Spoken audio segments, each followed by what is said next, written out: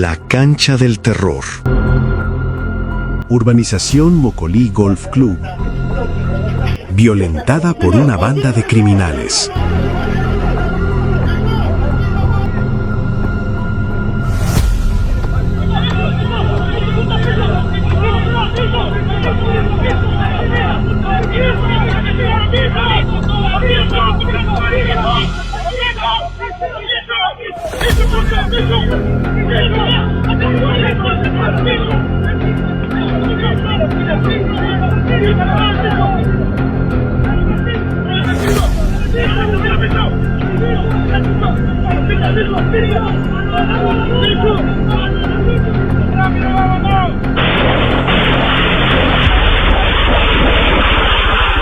La noche criminal llegó y un grupo de encapuchados penetró los anillos de seguridad de la urbanización Mocolí Golf Club, una de las tantas urbanizaciones que están dentro de la isla Mocolí.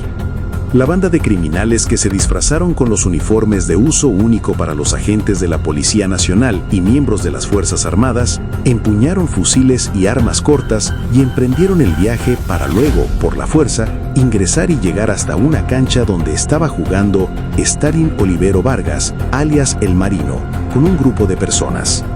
La cancha del terror dejó 3 personas asesinadas. Todo esto ocurrió el miércoles 7 de enero del 2026, cerca de las 22 horas. Amigos televidentes de Telenorte 24, estamos nuevamente en el despacho del señor licenciado John Garicoa Cárdenas, representante ejecutivo de la compañía de seguridad Max Security, compañía limitada. Presidente, el tema de la violencia continúa. ¿Qué reacción tiene usted al darse cuenta que una ciudadela, que muchos que viven ahí y otros que no viven, siempre imaginaron que era algo por lo menos que quedaba seguro? La creatividad de estos delincuentes de seguir penetrando lo que uno piensa que todavía es seguro. Buenos días. ¿Qué tal? Gracias por la entrevista, un cordial saludo y un feliz año 2026 para todos tus seguidores. Está claro de que no hay seguridad 100%, no solamente es un dicho, sino un hecho. Pero hay que tener claro y establecido si un servicio lo vamos a recibir por protocolo, por control o porque realmente vamos a garantizar la seguridad. La seguridad primero a la vida, luego a los bienes, indistintamente de quién sea.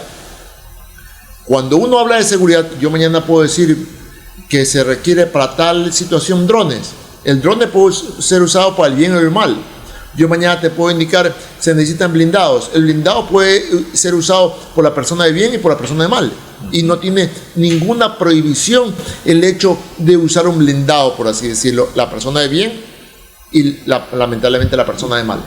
Entonces, hay que ver qué decisión vamos a tener con respecto a la inversión a favor de la seguridad y qué tipo de seguridad. Son cosas diferentes, ¿ok? De allí, si hablamos puntualmente del tema del ingreso a Isla Mocolí, prácticamente quien diseñó el servicio de control del primer círculo de control de ingreso a la isla es obviamente una ridiculez y lo he tomado siempre así. A tal punto, y que antes de que exista esto, ustedes pueden chequear las redes sociales de Max Security y tengo un video publicado hace más de una década donde hablo de las vulnerabilidades en las urbanizaciones privadas. Que resulta que los arquitectos, obviamente bien ganado su dinero y su diseño, hicieron la gran garita, el gran muro, la gran infraestructura en cada una de las garitas de cada una de las urbanizaciones y creemos que porque hay ese gran muro ya estamos seguros. Y es falso. Esa es una seguridad pasiva. ¿Ok? No podemos equivocarnos en ese sentido. Y te hago también otra analogía. El que diseñó las antiguas, porque no se están usando, UPC, bonitas, lindas, de vidrio, puertas de vidrio, pero eso le garantizaba la seguridad al policía. No, hasta el punto que todas están abandonadas, inclusive las que están en zonas, en barrios de determinado perfil medio alto, siguen abandonadas. ¿Por qué? Porque no hay la garantía a que el policía se sienta seguro dentro de una instalación.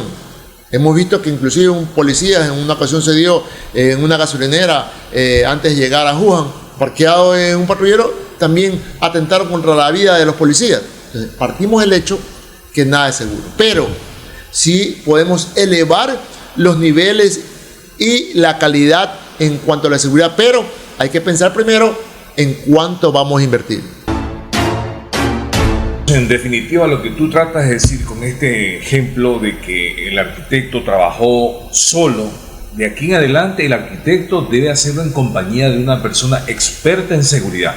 Así es, porque cuando se hace una infraestructura, se tiene que hacer pensando a 40, 50 años que posiblemente o más vaya a durar esa infraestructura. Cuando yo he hecho mis cursos de Israel hace 30 años atrás, he estado múltiples veces en Colombia, en cursos, en congresos, yo ya veía pues lo que se venía a venir acá, ¿ok? Y yo ya aprendí en ese momento qué es lo que se aplica, pero culturalmente es probable que no estemos preparados. Me ha tocado inclusive asesorar a determinados clientes y luego hasta me han establecido lo contrario porque no están de acuerdo con determinada política. Pero entonces, ¿qué queremos garantizar? ¿Un protocolo de control de entrada y salida a visitantes o queremos garantizar la seguridad de la vida y los bienes? Entonces hay una gran diferencia de lo uno con lo otro. Sobre el tema de Mócoli, tú me decías que es una ridiculez. Tú lo hablas por conocimiento de causa. Exactamente qué has podido palpar cuando has ido en persona. Las múltiples ocasiones que he ido a Isla Mocolí, hay un guardia que hace la función de ridículo. ¿Quién contrató ese servicio? ¿Quién diseñó ese servicio? Para mí está totalmente identificado, ¿ok? Y hay responsables en ese sentido, porque todas las personas que hemos entrado y entramos, y las personas y residentes que entran todos los días, tenían que haberse quejado en su momento, porque ahí es libre paso, ahí solamente aquella organización va a la A, a la B, a la C, y entra todo el mundo. Eso no es ningún filtro. De salida peor, de salida sale todo el mundo. ¿Cuál sería lo correcto entonces? Establecer una garita blindada donde se monitorea todo el ingreso y donde ante cualquier situación de emergencia, desde la garita pueda primero establecer una comunicación estratégica emergente con Policía Nacional. Entonces, cualquier persona que ingrese sabe que esa garita no la va a violentar, porque está inclusive puede ser ni siquiera con vidrios, sino blindada. Yo no he dicho con vidrios, blindada, oculta, un búnker, en otras palabras, ¿ok? Que desde allí monitoreo todo y yo solamente con la comunicación y el hecho de aplastar un botón, bloqueo puertas. Bloqueo puertas. Ahí se va a dar el congestionamiento y puede haber un tiempo para que la policía pueda reaccionar. Esas puertas también deben ser blindadas. Pueden fuertes, no necesariamente blindadas, ¿verdad?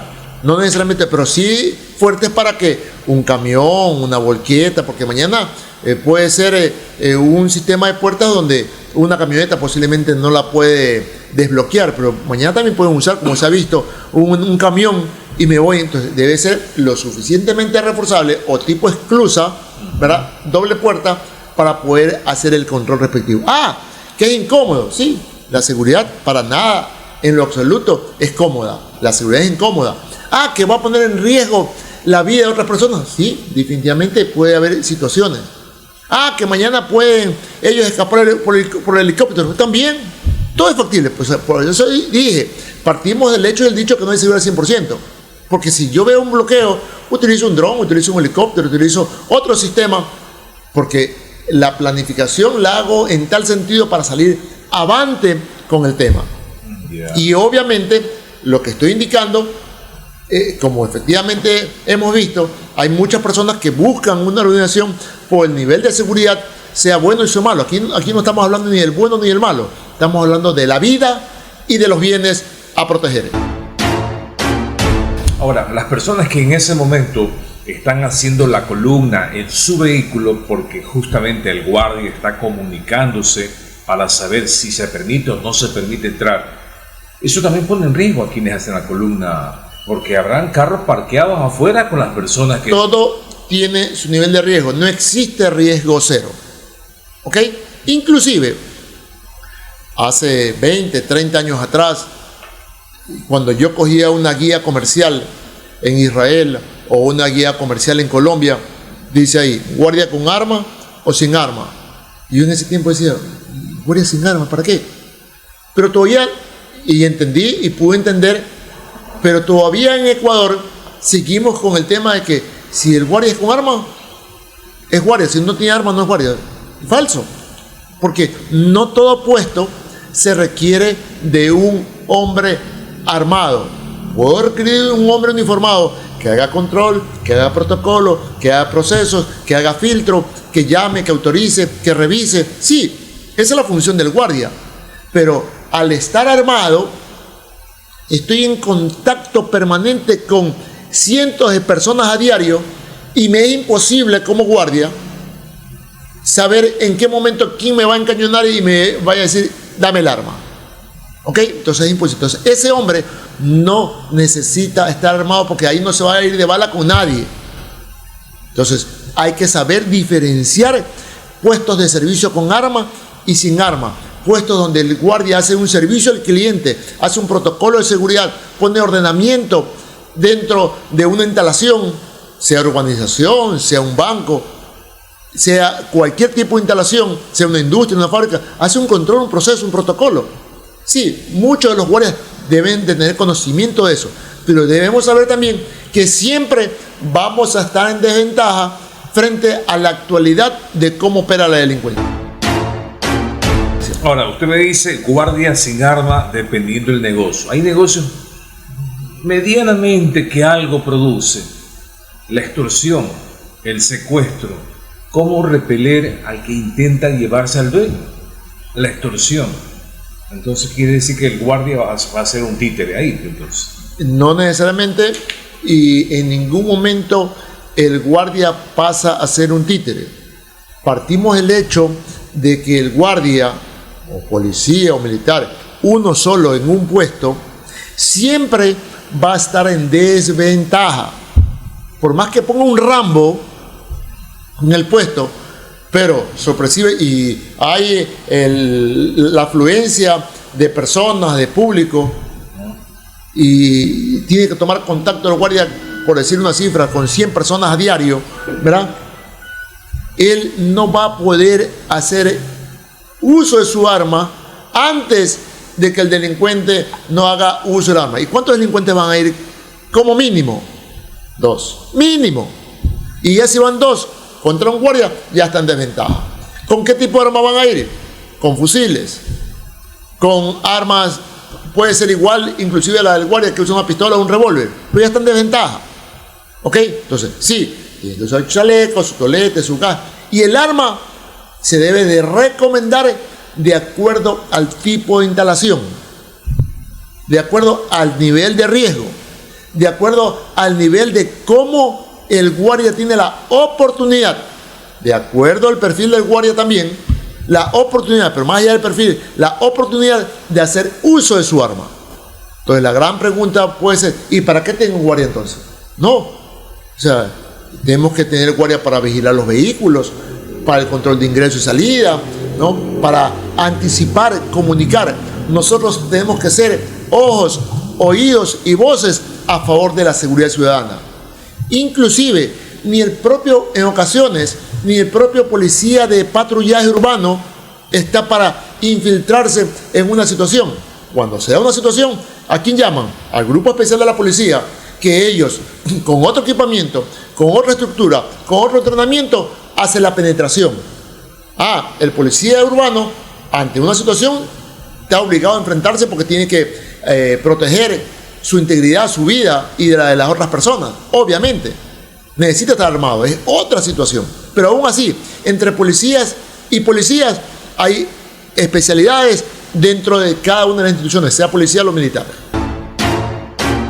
Volvemos al tema de las urbanizaciones y está pasando eso, supuestamente disfrazado de militar, de policía. ¿Cómo actuar ahí el guardia que está en la garita cuando recibe la presencia de personas que aparentemente son policías? Ahora la duda está clara. ¿Son o no son policías? ¿Cómo actúa el guardia?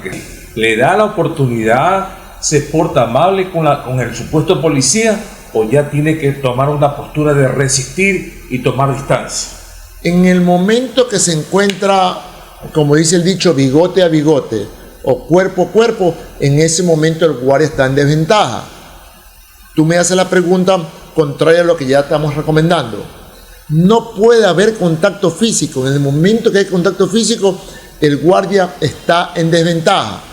Si hay una garita blindada que me protege y la comunicación es a través del vidrio, ¿ok?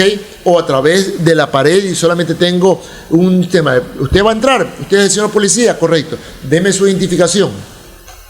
Pero si yo estoy de guardia y vienen 4 policías, por más bravo que me ponga, no voy a poder hacer nada, porque estoy en desventaja, pues. Sea o no sea policía, en ese momento el policía disfrazado va a ser alevoso, y si no le doy paso, va a ser más alevoso, pero no es porque es alevoso, es porque está disfrazado. Ya, pero... Porque quiere cumplir su objetivo. Ya, he visto unas máquinas que hacen que ponga uno la cédula y la garita está siquiera a 5 o 10 metros. Eso también le favorece al guardia. Ayuda, pero eso es para la persona común y corriente que hace. Pero yo también puedo bajar el carro, doy 4 pasos y estoy a la altura de la garita y con pistola o fusil en mano le digo, alto, nadie se mueve. Sí. Me basta de ese control con cámara que pone la cédula, me basta dar 4 pasos y vulnero totalmente la garita. Sí, pero en el momento que ya ocurre eso, que no se respeta el procedimiento, o sea, en este caso el que llega al punto, significa que ya tienen una intención negativa. Y el hecho que signifique, no puede decir que en ese momento ya voy a sacar el arma y voy a abrir fuego. No, pero tomar una postura ya... La postura puedo ser Rambo en postura. Ya. Pero el otro, se bajan 4 fulanos con fusiles, ¿qué puedo hacer? Pues? Entonces, ¿qué falta? Más inversión. Inversión para que el guardia de seguridad no sea quien tenga que dar el pecho a las balas. ¿Ok? Eso solamente es en las películas. El guardia tiene que tener su autoprotección, porque la primera recomendación del guardia es proteger su vida, la segunda recomendación es proteger su vida y la tercera recomendación es proteger su vida. ¿Ok? Sea guardia, policía, militar o cualquier persona. Primero, protejo mi integridad. Yeah. ¿Ok? Porque el resto es película. Okay. ¿Ok? Y para poder hacer uso del arma, primero tengo que tener un abrigo, algo que me proteja. Para primero cubrir mi integridad, para luego hacer uso del arma. El resto es película. Y película es diversión. Así que no nos equivoquemos de la reacción y la forma como uno o cualquier persona que va a hacer uso del arma. Si mañana no tengo ningún abrigo en ese momento donde ocultarme, tendré que bajar la silueta, ¿ok? Agazaparme y por qué no tirar el piso para poder hacer uso del arma, pero primero no es la intención de disparar, herir o matar. Primero es salvaguardar mi integridad, para luego de eso ver qué puedo hacer. Primero soy yo, segundo soy yo, tercero soy yo, luego actúo. Hay un punto que me llamó la atención, John, cuando dijiste que visitaste, bueno, varias veces, porque tienes un familiar en Mocolí, y que como había una columna tan larga, te pasaste a la columna de residente, te apegaste al otro carro y pasaste. Y tú propones, por ejemplo, ahí que sean 2 plumas. 2 plumas sería ya, como quien dice, una opción para bloquear al que se pegó, más allá que sea bueno o malo. Hace más de una década, y lo puedes revisar en las vulnerabilidades de las urbanizaciones, recomendé que en los pasos de residentes las urbanizaciones tienen que tener un doble sistema de control de pluma, o lo que se llama esclusa. Llega el residente, se alza la primera pluma, pasa, se baja la primera pluma, ya cuando está abajo de la primera pluma se alza la segunda para poder pasar. Y el que viene atrás no puede entrar hasta que no baje la segunda pluma, haya pasado el carro, ahí se abre nuevamente la primera pluma. Pero yo personalmente fui el 24 de diciembre y había una columna a las 10 de la noche como de 20 carros por el lado de visitante. Yo me pegué a un carro de residente, entró, me pegué al sola pluma, entré y entré atrás. ¿Y el guardia qué dijo? Pues no hay guardia que hace ese control. Por eso es ridículo el servicio de vigilancia que presta la compañía de seguridad ahí, porque lo que hace es un saludo a la bandera, como se dice el dicho. Uno dice voy a la organización A, B, inclusive a lo que uno llega hasta los nombres de la organización en la pantalla del guardia, y uno dice, eso no es control, es solamente un obstáculo al ingreso. Y cuando llegabas ya a la sección A, por decir un ejemplo, ahí sí era más cuidadoso el guardia. Ese es el primer filtro, que no sirve para nada. El otro segundo filtro, ya cuando llegas a la organización propiamente dicha, de allí cada organización una infraestructura diferente, donde, vuelvo y repito, si alguien no me da paso, ya a esa altura se bajan 4 tipos armados y asaltan la garita. Y de la pluma de control a la garita hay 4 pasos, pues. Hay 4 pasos, olvídate. Entonces ya se la toma por asalto, ya es otra cosa, ¿no? Entonces, se tiene que garantizar, si yo quiero prestar un servicio de seguridad, y no solamente un control de residentes o de visitantes, sino una seguridad a la vida y a los bienes, tiene que existir, obviamente, primero, decisión, segundo, inversión en seguridad, y tercero, obviamente, acogerse a las recomendaciones técnicas de los expertos internacionales para poder garantizar la seguridad en cada una de las instalaciones. Esto sumado a todo el equipamiento electrónico, a todo el tema del monitoreo activo, a todo el tema de la reacción y al ejercicio para saber cuándo va a pasar. Y vuelvo y repito, favorece al bueno y también va a favorecer al malo.